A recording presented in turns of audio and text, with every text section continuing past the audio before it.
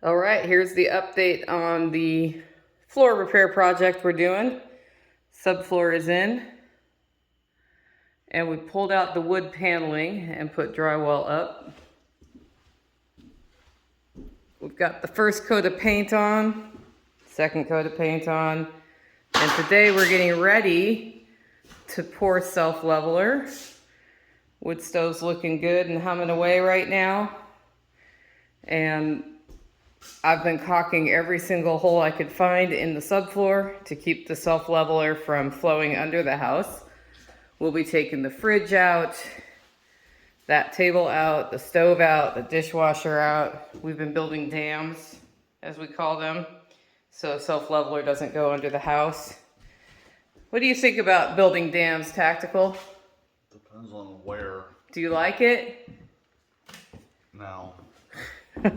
And then this is the mudroom or laundry room, and more dams being built. You can see the paneling still in here. There's a lot of work to do, but we're just gonna get this floor done. And then this is the bathroom, which will step up a little bit so that the toilet drains correctly. My house has a low to the ground issue, but there's pocket door, and we're building a dam there so we can pour the floor. This door will come out, and the whole thing will have self-leveler on it except for this room, which we are currently ignoring. Eventually there'll be a shower and stuff in here, but that's for a different day.